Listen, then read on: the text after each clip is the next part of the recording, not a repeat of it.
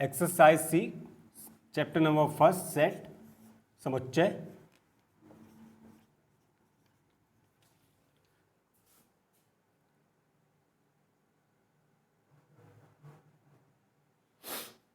ठीक है, chapter number first समुच्चय। आते हैं क्वेश्चन नंबर फर्स्ट पे।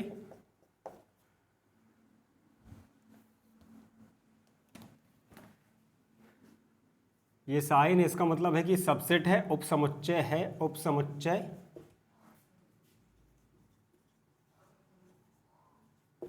है। और इसमें अगर क्रॉस लगा हुआ है तो इसका मीनिंग है उपसमुच्चय नहीं है या सबसेट नहीं है, उपसमुच्चय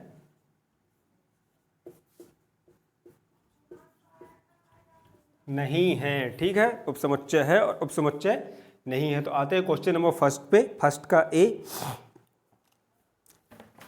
का ए है 1 3 4। सेट के मेंबर हैं 1 3 4।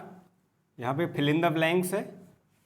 ठीक है, 1 2 3 4 1 2 3 4।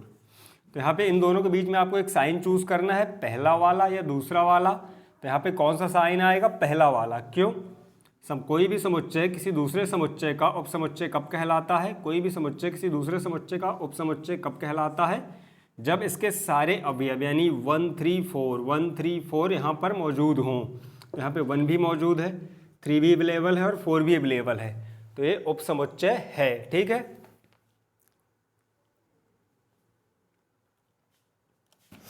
अब आते हैं बी वाले पे। ए बी सी डी एक सेट दिया हुआ है, फिल इन द ब्लैंक्स है ए बी सी। तो यहाँ पे क्या है? देखो 3 मेंबर तो अवेलेबल है, लेकिन चौथा मेंबर डी यहाँ पर अवेलेबल नहीं है। तो ये क्या है? उपसमुच्चय नहीं है, उपसमुच्चय नहीं है। क्रॉस का निशान बन जाता है। अगर आप इसको ए मान लें और इसे बी, तो ऐसे कैसे लिखोगे? A is a subset of B. तो ए बी का उपसमुच्चय है। और यहाँ पे हम अगर इसे ए मान लेते हैं, ए बी सी डी वाले समुच्चय को ए मान लेते हैं और ए बी सी वाले समुच्चय को बी मान लेते हैं। तो यहाँ पे इन दोनों के बीच कौन सा साइन आएगा कि ए बी का उपसमुच्चय नहीं है? क्रॉस का साइन है, दैट मीन्स उपसमुच्चय नहीं है। ठीक है, अब आते हैं क्वेश्चन नंबर सी पर। फर्स्ट का सी,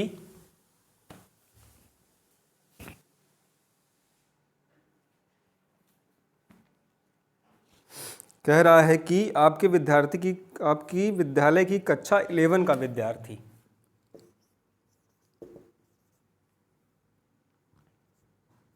विद्यालय के कक्षा 11 का छात्र, और अगला कौन सा है इसके? विद्यालय का एक विद्यार्थी, विद्यालय का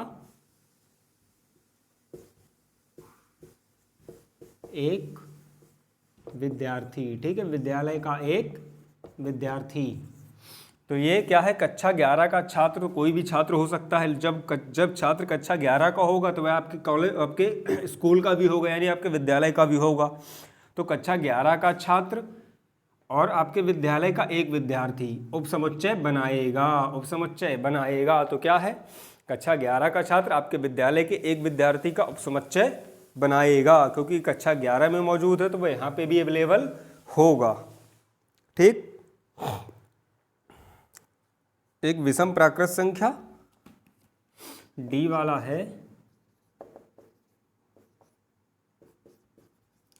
एक विषम प्राकृत संख्या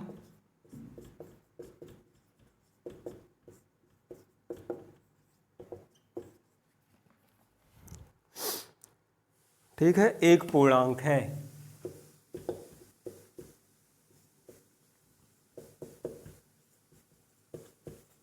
तो देखो पूर्णांक कौन से होते हैं? 1 3 5 7, सॉरी 1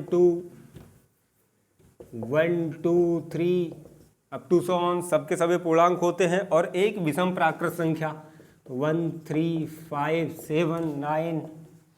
तो 1 3 5 7 9 ये जितने भी नंबर आएंगे अप टू सो ऑन एक पूर्णांक या इंटीजर में अवेलेबल होंगे, मिल जाएंगे, है ना। तो ये क्या है? एक विषम प्राकृत संख्या एक पूर्णांक का उपसमुच्चय है। एक विषम प्राकृत संख्या एक पूर्णांक का उपसमुच्चय है। ठीक है, अब आते ई वाले पे। किसी समतल में स्थित एक त्रिभुज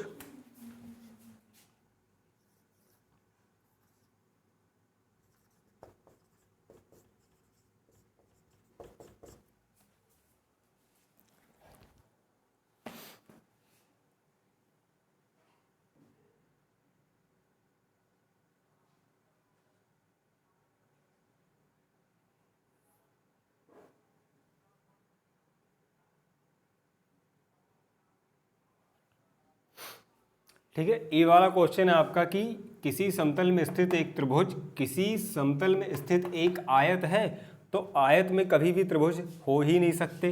ठीक है, तो ये किसी समतल में स्थित एक त्रिभुज किसी समतल में स्थित एक आयत का उपसमुच्चय नहीं होगा, उपसमुच्चय नहीं होगा। ठीक है, अब किसी समतल में स्थित एक समबाहु त्रिभुज, किसी समतल में स्थित एक त्रिभुज हो सकता है, हो सकता है क्योंकि देखो समबाहु त्रिभुज, ठीक है, किसी समतल में स्थित समबाहु त्रिभुज है, समबाहु त्रिभुज समद्विबाहु समबाहु त्रिभुज है, सॉरी। ठीक है, और किसी समतल में स्थित एक त्रिभुज, तो ये आपस में बराबर हो सकते हैं। ठीक है, अब आते हैं सत्य या असत्य। क्वेश्चन नंबर सेकंड में कह रहा है कि बताइए ट्रू है या फॉल्स है। तो देखो ए बी, ये ए बी सी का उपसमुच्चय है, सत्य। ठीक है, ए बी सी का उपसमुच्चय है। ठीक है, ए क्या है, सबसेट ऑफ 1 2 3। ए क्या है, सबसेट ऑफ 1 2 3।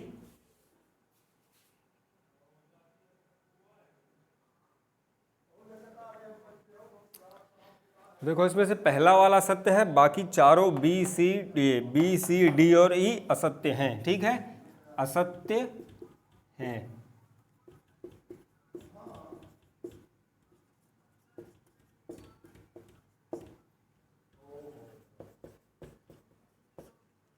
ठीक है, क्योंकि देखो सबसेट, ये पहला वाला तो ठीक है सबसेट है, दूसरे वाले में क्या है, सारे के सारे अवयव यहाँ पर अवेलेबल नहीं है। तीसरा वाले देखो कह रहा है कि 1 2 क्या इसके, तो हाँ जी देखो यहाँ पे 1 2 यहाँ पे अवेलेबल है। ये कह रहा है कि 1 और 2 इसका 2 3 1 का उपसमुच्चय नहीं है, तो ये वाला गलत हो जाएगा, मतलब असत्य है।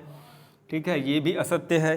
1 2 3 और देखो यहाँ पे 1 2 5 इसका कह रहा है कि 1 2 3 1 2 5 का सबसेट है या उपसमुच्चय है, तो ये 3 जो मेंबर है यहाँ पे अवेलेबल नहीं है, तो ये भी असत्य हो जाएगा। और यहाँ पे लास्ट वाले में कह रहा है कि ए ई और यू अंग्रेजी वर्णमाला का एक स्वर का उपसमुच्चय है, तो यहाँ पे दिया हुआ कि नहीं है, तो इस प्रकार से है असत्य है। क्योंकि देखो अंग्रेजी वर्णमाला में आता है ए ई आई ओ यू, ये कह रहा है कि कोई एक स्वर, तो एक क्या यहाँ पर 3 मौजूद हैं, और ये कह रहा है तो इस प्रकार से यह इसका उपसमुच्चय होगा। लेकिन यहाँ पे क्या दिया कि यह इसका उपसमुच्चय ए ई यू अंग्रेजी वर्णमाला के एक स्वर का उपसमुच्चय नहीं है, तो ये भी असत्य है। ठीक, अब आते हैं क्वेश्चन नंबर 3 पे।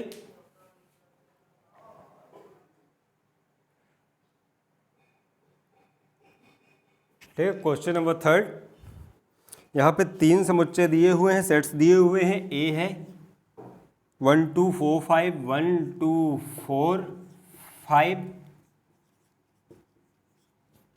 बी है 2 3 5 6 2 3 5 एंड 6, और सी क्या है, सी है 1 2 3 4 5 6 1 2 3 4 5 एंड 6।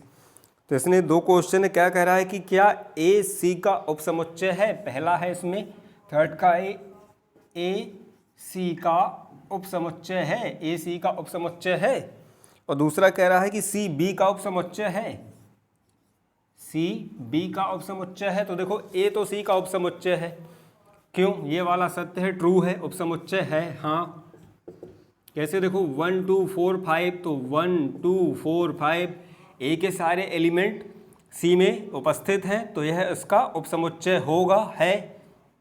और सी बी का उपसमुच्चय नहीं है, सी बी का उपसमुच्चय नहीं है, क्योंकि यहाँ पे देखो सी के एलिमेंट्स देखो 1 2 3 4 5 6, और यहाँ पे 1 और 1 और 4 अवेलेबल, 1 और 4 अवेलेबल नहीं है, 1 और 4 बी में अवेलेबल नहीं है। अब आते हैं क्वेश्चन नंबर 4 पे।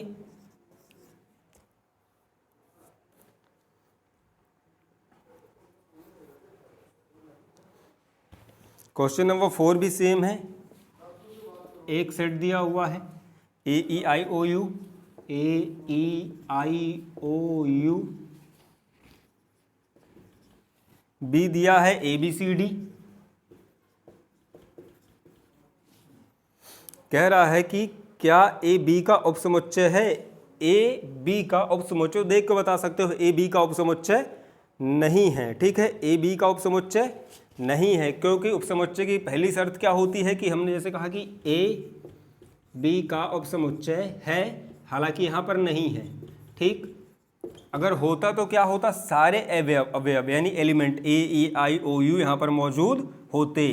तो बी में ई अवेलेबल नहीं है, आई अवेलेबल नहीं है, ओ अवेलेबल नहीं है और यू अवेलेबल नहीं है, तो ए बी का उपसमुच्चय नहीं है, ए बी का उपसमुच्चय नहीं है। अब आते हैं क्वेश्चन नंबर 5 पे।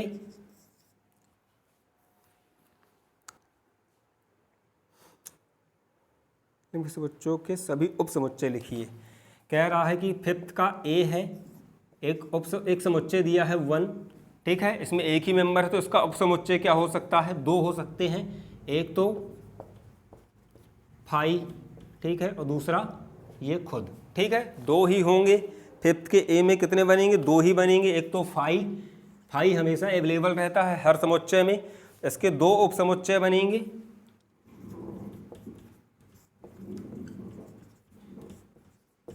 ठीक है, 5 और 1। और इसमें बी कौन सा, इसमें बी वाले पे आते हैं। ए बी, 5th का बी यहाँ पे दिया है ए और बी।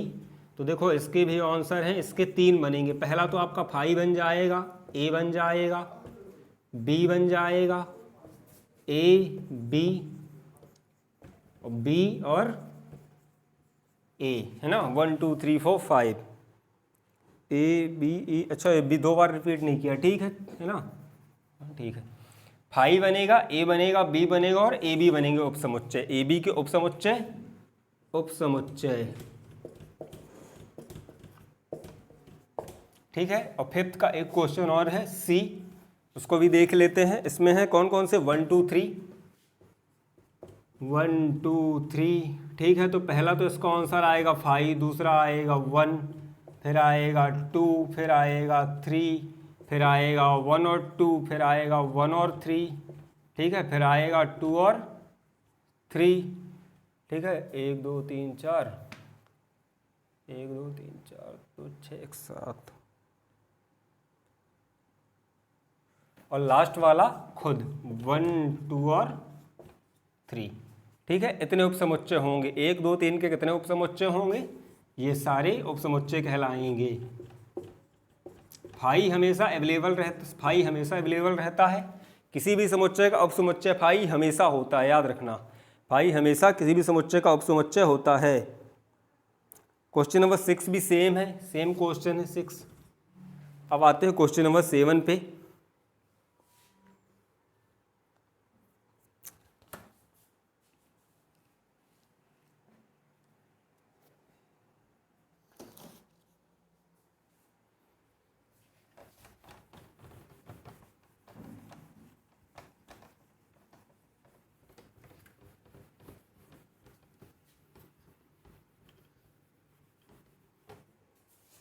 क्वेश्चन नंबर 7 पर आते हैं।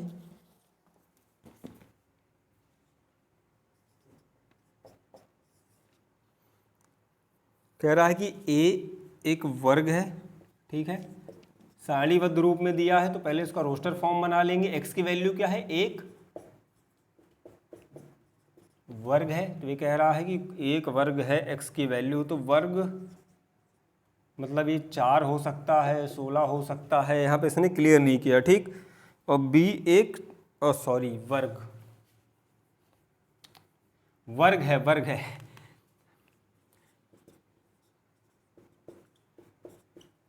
एक आयत है,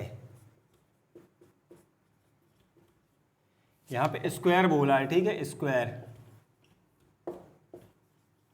रेक्टेंगल, वर्ग है, आयत है, ठीक। और सी कह रहा है कि एक समचतुर्भुज है।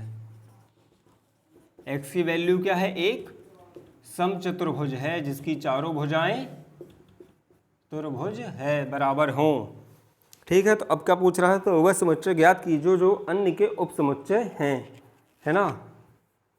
तो ए यहाँ पर ए और सी बी के उपसमुच्चय होंगे और ए सी का, ए और बी सी के। तो क्या देखो, सारे वर्ग ए समचतुर्भुज है, चारों भुजाएं बराबर हैं तो ये वर्ग हो सकते हैं। तो यहाँ ए और बी सी के उपसमुच्चय होंगे, ए और बी सी के उपसमुच्चय होंगे, और ए अलग से सी का उपसमुच्चय होगा, ठीक। आते क्वेश्चन नंबर 8 पे, ए बी उपसमुच्चय हैं तो सिद्ध कीजिए।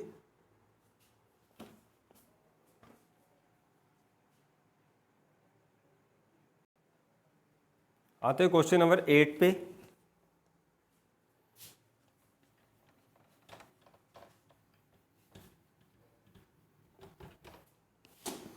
क्वेश्चन नंबर 8 बहुत ही प्यारा क्वेश्चन है। क्या कह रहा है कि ए बी का उपसमुच्चय है, ए बी का उपसमुच्चय है, बी सी का उपसमुच्चय है, बी सी का उपसमुच्चय है। तो सिद्ध कीजिए कि ए सी का उपसमुच्चय है। तो सिद्ध कीजिए कि ए सी का उपसमुच्चय है। देखो मान लेते हैं, ठीक है। सॉल्यूशन में आपको करके दिखा देता हूँ। हमने माना कि एक समुच्चय है, ठीक है, 1 2 3, ठीक। बी एक समुच्चय है 1 2 3 4, और सी एक समुच्चय है जिसमें वैल्यूज हैं 1 2 3 4 और 5। भैया ए बी का उपसमुच्चय कब होगा, जब इसके सारे मेंबर्स, है ना, बी में अवेलेबल है। तो देखो 1 2 3 अवेलेबल हैं, तो पहला वाला कथन सिद्ध हो गया कि ए बी का उपसमुच्चय है, ए बी का उपसमुच्चय है, ठीक। अब देखो बी सी का उपसमुच्चय है, सिद्ध करके दिखाता हूँ। 1 2 3 4 सारे मेंबर यहाँ पर 1 2 3 4 अवेलेबल हैं, तो बी सी का उपसमुच्चय बी सी का उपसमुच्चय है, ये भी सिद्ध हो गया। अब देखो ये क्या कह रहा है कि सिद्ध कीजिए कि ए सी का उपसमुच्चय है। तो ए के मेंबर 1 2 3 क्या सी में अवेलेबल है, हाँ जी सी में अवेलेबल हैं, ये है ना, ए के सारे मेंबर सी में अवेलेबल हैं। तो बेसिक शर्त यही होती है उपसमुच्चय होने की, तो ए सी का भी उपसमुच्चय है। इस प्रकार से सिद्ध हो जाता है, हैंस प्रूव्ड, ठीक है।